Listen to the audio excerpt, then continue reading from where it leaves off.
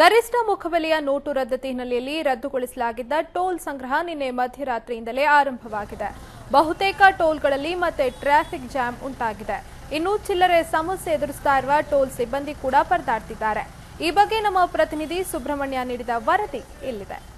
ಕೇಂದ್ರ ಸರ್ಕಾರ ಗರಿಷ್ಠ ಮುಖಬೆಲೆಯ ನೋಟುಗಳನ್ನು ನಿಷೇಧ ಮಾಡಿದ್ದರ ನೇರವಾದ ಪರಿಣಾಮ ಜನಸಾಮಾನ್ಯರಿಗೆ ಮಾತ್ರವಲ್ಲದೆ ರಾಷ್ಟ್ರೀಯ ಹೆದ್ದಾರಿಗಳ ಟೋಲ್ನಲ್ಲಿ ಸಂಚರಿಸುವಂತಹ ವಾಹನ ಸವಾರಿಗೂ ಕೂಡ ನೇರವಾಗಿಯೇ ತಟ್ಟಿತ್ತು. ಇದಕ್ಕೆ ಕೊಂಚ ಬ್ರೇಕ್ ಅನ್ನು ಹಾಕಲು ರಾಷ್ಟ್ರೀಯ ಹೆದ್ದಾರಿ ಪ್ರಾಧಿಕಾರ ಏನು ಈ ಒಂದು ಟೋಲ್ಗಳಲ್ಲಿ ಸಂಚರಿಸುವಂತಹ ವಾಹನ ಸವಾರರ ಬಳಿ ಟೋಲ್ ಅನ್ನ ಸಂಗ್ರಹಿಸುವುದನ್ನ ಕೈಬಿಟ್ಟಿತ್ತು. ಅಂದ್ರೆ ನವೆಂಬರ್ 24ರವರೆಗೆ ಟೋಲ್ ಅನ್ನ ಸಂಗ್ರಹಿಸುವುದಿಲ್ಲವೆಂದು ರಾಷ್ಟ್ರೀಯ ಹೆದ್ದಾರಿ ಪ್ರಾಧಿಕಾರ ಒಂದು ಘೋಷಣೆಯನ್ನ ಅಂದ್ರೆ ಒಂದು ಪ್ರಕಟಣೆಯನ್ನು ಹೊರಡಿಸಿತ್ತು. ನಂತರ ಕೇಂದ್ರ ಸರ್ಕಾರ ನವೆಂಬರ್ 24ರಿಂದ ವಿನಾಯಿತಿಯ ಅವಧಿಯನ್ನ ಡಿಸೆಂಬರ್ 2ರವರೆಗೆ ಮುಂದುವರಿಸಿತ್ತು. ಆದ್ರೆ ಡಿಸೆಂಬರ್ 2ರ ಅವಧಿ ಇಂದಿಗೆ ಮುಕ್ತಾಯವಾಗ್ತಿರುವಂತಹ ಕಾರಣ ನಿನ್ನೆ ಮಧ್ಯರಾತ್ರಿಯಿಂದ ಎಲ್ಲಾ ಒಂದು ಟೋಲ್ಗಳಲ್ಲಿಯೂ ಕೂಡ ದೇಶಾದ್ಯಂತ ಎಲ್ಲಾ ಒಂದು ಟೋಲ್ಗಳಲ್ಲಿಯೂ ಕೂಡ ಮತ್ತೆ ಟೋಲ್ ಸಂಗ್ರಹ ಆರಂಭವಾಗಿದೆ.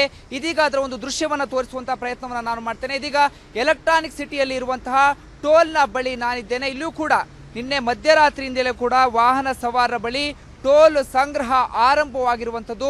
ಇದರ ಒಂದು ನೇರವಾದಂತಹ ಪರಿಣಾಮ ವಾಹನ ಸವಾರರಿಗೆ ನೇರವಾಗಿಯೇ ತಟ್ಟಿದೆ. ಇಷ್ಟು ದಿನಗಳ ಕಾಲ ವಾಹನ ಸವಾರರು ಮುಕ್ತವಾಗಿ ಅಂದ್ರೆ ಇಲ್ಲಿ ಟೋಲ್ ಅನ್ನ ಸಂಗ್ರಹಿಸ್ತಿರ್ಲಿಲ್ಲ, ಆ ಕಾರಣಕ್ಕಾಗಿ ಮುಕ್ತವಾಗಿ ಸಂಚರಿಸ್ತಾ ಇದ್ರು. ಆದ್ರೆ ಇವತ್ತಿನಿಂದ ಮತ್ತೆ ಟೋಲ್ ಸಂಗ್ರಹ ಆರಂಭವಾದ ಕಾರಣ ಮತ್ತೆ ವಾಹನ ಸಂಚಾರರು ಇಲ್ಲಿ ವಾಹನ ಸವಾರರು ಟ್ರಾಫಿಕ್ ಕಿರಿಕಿರಿಯನ್ನ ಅನುಭವಿಸಬೇಕಾದಂತಹ ಪರಿಸ್ಥಿತಿ ಬಂದಿದೆ. ಇದು ಪೀಕ್ ಅವರ್ ಆದಂತಹ ಕಾರಣ ಸುಮಾರು ಕಿಲೋಮೀಟರ್ ಗಟ್ಟಲೆ ವಾಹನಗಳು ನಿಂತಲೇ ನಿಂತಿರುವಂತಹ ಒಂದು ದೃಶ್ಯವನ್ನ ನಾವೀಗಾಗಲೇ ಗಮನಿಸಬಹುದು. ಬೆಳಗ್ಗೆಯಿಂದಲೂ ಕೂಡ ಒಂದು ಇಲ್ಲಿ ಟ್ರಾಫಿಕ್ ಕಿರಿಕಿರಿಯನ್ನ ಜನರು ಅನುಭವಿಸಿಯನ್ನ ಟೋಲ್ ಸಿಬ್ಬಂದಿಗಳು ಬಹುವಾಗಿ ಎದುರಿಸ್ತಾ ಇದ್ದಾರೆ. ಕಾರಣ 2000 ಮುಖಬೆಲೆಯ ನೋಟುಗಳನ್ನ ವಾಹನ ಸವಾರರು ಟೋಲ್ ಸಿಬ್ಬಂದಿಗಳಿಗೆ ಕೊಡುವಂತಹ ಕಾರಣ ಚಿಲ್ಲರೆಯನ್ನ ಪ್ರತಿಯಾಗಿ ನೀಡಲು ವಾಹನ ಸವಾರರು ಸಮಸ್ಯೆಯನ್ನ ಎದುರಿಸಬೇಕಾದಂತಹ ಪರಿಸ್ಥಿತಿ ಬಂದಿದೆ. ಜೊತೆಗೆ 500 ಮತ್ತು 1000 ಮುಖಬೆಲೆಯ ಹಳೆಯ ನೋಟುಗಳನ್ನು ಕೂಡ ವಾಹನ ಸವಾರರು ಕೊಡ್ತಿರುವಂತಹ ಕಾರಣ ಅದರ ಸಮಸ್ಯೆಯನ್ನು ಕೂಡ ಟೋಲ್ ಸಿಬ್ಬಂದಿಗಳು ಎದುರಿಸಬೇಕಾದ ಪರಿಸ್ಥಿತಿ ಬಂದಿದೆ.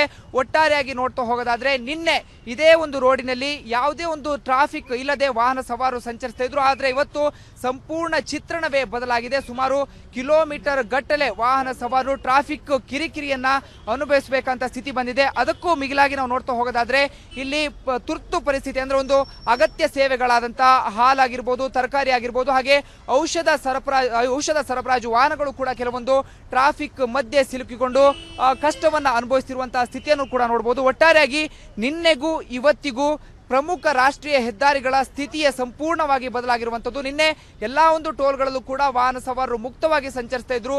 ಆದರೆ ಇವತ್ತು ಪ್ರತಿಯೊಂದು ಟೋಲ್ಗಳಲ್ಲೂ ಕೂಡ ಬೆಳಿಗ್ಗೆಯಿಂದಲೂ ಕೂಡ ಜನರು ಟ್ರಾಫಿಕ್ ಕಿರಿಕಿರಿಯನ್ನ ಅನುಭವಿಸುತ್ತಿರುವಂಥದ್ದು ನಾವು ಗಮನಿಸಬಹುದಾಗಿದೆ.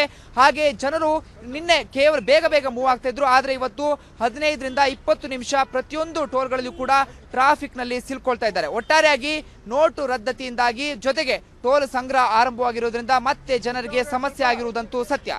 ಕ್ಯಾಮರಾ ಪರ್ಸನ್ ಪವನ್ ಜೊತೆ ಸುಬ್ರಹ್ಮಣ್ಯ ಸಂಡಿಗೆ, ಸುದ್ದಿ ಟಿವಿ, ಬೆಂಗಳೂರು. ಇತ್ತ ಬೆಂಗಳೂರು ಗ್ರಾಮಾಂತರ ಜಿಲ್ಲೆ ಹೊಸಕೋಟೆಯ ಟೋಲ್ ಬಳಿ ಚಿಲ್ಲರೆ ಸಮಸ್ಯೆಯಿಂದ ಸುಮಾರು 2 ಕಿಲೋಮೀಟರ್ ದೂರದವರೆಗೂ ವಾಹನ ನಿಂತಿವೆ. ಸಾಮಾನ್ಯವಾಗಿ ಕೆಲವರು 20 ರೂಪಾಯಿಗಳಿಗೆ 2000 ನೋಟುಗಳನ್ನು ನೀಡ್ತಾ ಇದ್ದು ಚಿಲ್ಲರೆ ಸಮಸ್ಯೆ ಉಂಟಾಗಿದೆ. ಇನ್ನು ಕೆಲವರು ಚಿಲ್ಲರೆ ಸಮಸ್ಯೆಯಿಂದ ತಮ್ಮ ಡೆಬಿಟ್ ಕಾರ್ಡ್ ನೀಡಿ ಶುಲ್ಕ ಕಟ್ಟಿ ಹೋಗ್ತಿದ್ದಾರೆ.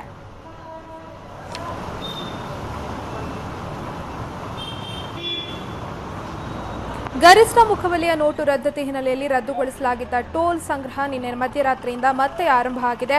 ಹಾಗಾಗಿ ಬಹುತೇಕ ಟೋಲ್ಗಳಲ್ಲಿ ಟ್ರಾಫಿಕ್ ಜಾಮ್ ಉಂಟಾಗಿದೆ.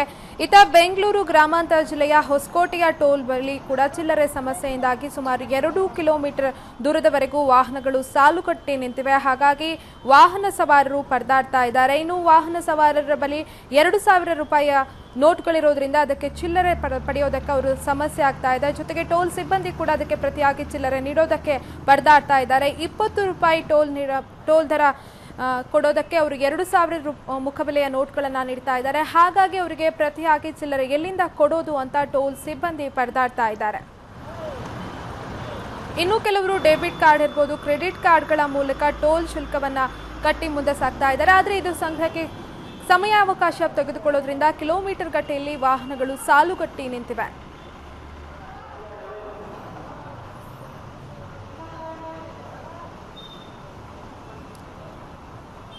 ಈ ಬಗ್ಗೆ ಹೆಚ್ಚಿನ ಮಾಹಿತಿಯನ್ನ ಕೊಡ್ತಾರೆ ದೂರವಾಣಿ ಸಂಪರ್ಕದಲ್ಲಿರುವ ನಮ್ಮ ಪ್ರತಿನಿಧಿ ರಾಜು.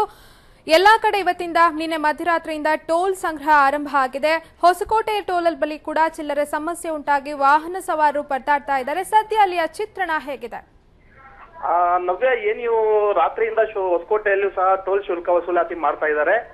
ಇಲ್ಲಿ 2000 ಮುಖಬೆಲೆ ನೋಟುಗಳೇ ಹೆಚ್ಚಾಗಿ ಬರ್ತಾ ಇರ್ತಕ್ಕಂಥದ್ದು. ಹೊಸಕೋಟೆಯಲ್ಲಿ ಚಿಲ್ಲರೆ ಸಮಸ್ಯೆ ಕೂಡ ಟೋಲ್ ಅಲ್ಲಿ ಜಾಸ್ತಿ ಬರ್ತಾ ಇದೆ.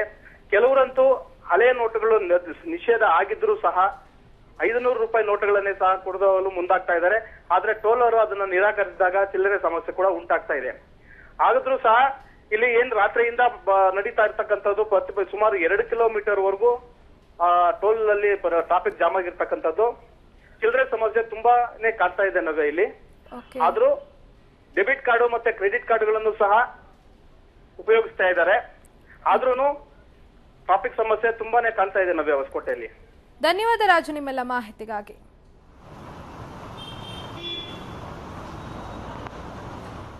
ಗರಿಷ್ಠ ಮುಖಬೆಲೆಯ ನೋಟು ರದ್ದತಿ ಹಿನ್ನೆಲೆಯಲ್ಲಿ ರದ್ದುಗೊಳಿಸಲಾಗಿದ್ದ ಟೋಲ್ ಸಂಗ್ರಹ ನಿನ್ನೆ ಮಧ್ಯರಾತ್ರಿಯಿಂದಲೇ ಆರಂಭ ಆಗಿದೆ. ಬಹುತೇಕ ಟೋಲ್ಗಳಲ್ಲಿ ಇದರಿಂದಾಗಿ ಚಿಲ್ಲರೆ ಸಮಸ್ಯೆ ಉಂಟಾಗಿ ಟ್ರಾಫಿಕ್ ಜಾಮ್ ಉಂಟಾಗಿದೆ. ಇನ್ನು ಚಿಲ್ಲರೆ ಸಮಸ್ಯೆ ಎದುರಿಸ್ತಾ ಇರುವ ಟೋಲ್ ಸಿಬ್ಬಂದಿ ಕೂಡ ಪರದಾಡ್ತಾ ಇದ್ದಾರೆ. ಇತ್ತ ಬೆಂಗಳೂರು ಗ್ರಾಮಾಂತರ ಜಿಲ್ಲೆ ಹೊಸಕೋಟೆಯ ಟೋಲ್ ಬಳಿ ಕೂಡ ಇದೇ ರೀತಿ ಸಮಸ್ಯೆಯಿಂದಾಗಿ ಸುಮಾರು 2 ಕಿಲೋಮೀಟರ್ ದೂರದವರೆಗೂ ವಾಹನಗಳು ಸಾಲುಗಟ್ಟಿ ನಿಂತಿದೆ. ಸಾಮಾನ್ಯವಾಗಿ ಜನ 20 ರೂಪಾಯಿ ಟೋಲ್ ದರ ನೀಡಬೇಕು ಅಂದ್ರೆ ಅದಕ್ಕೆ 2000 ಮುಖಬೆಲೆಯ ನೋಟ್ಗಳನ್ನು ನೀಡ್ತಾ ಇದ್ದಾರೆ. ಹಾಗಾಗಿ ಅವರಿಗೆ ಪ್ರತಿಯಾಗಿ ಚಿಲ್ಲರೆ ಕೊಡೋದಕ್ಕೆ ಟೋಲ್ ಸಿಬ್ಬಂದಿ ಒದ್ದಾಡುವಂತಾಗಿದೆ. ಮತ್ತೊಂದು ಕಡೆ ಕೆಲವರು ಡೆಬಿಟ್ ಕಾರ್ಡ್ ಇರ್ಬೋದು, ಕ್ರೆಡಿಟ್ ಕಾರ್ಡ್ಗಳ ಮೂಲಕ ಹಣವನ್ನು ಪಾವತಿಸಿ ಮುಂದೆ ಸಾಗ್ತಿದ್ದಾರೆ.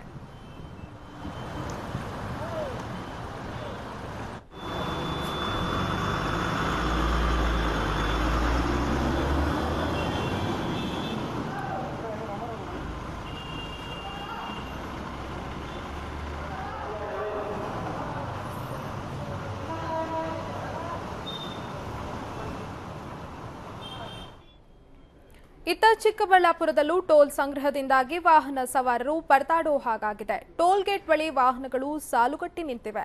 ಸ್ವೈಪಿಂಗ್ ಮೆಷಿನ್ ಬಳಸ್ತಾ ಇರುವ ಗ್ರಾಹಕರು ಹಣ ಪಾವತಿಸುತ್ತಿದ್ದಾರೆ.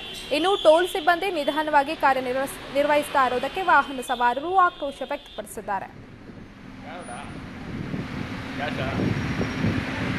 ಕಾರಣ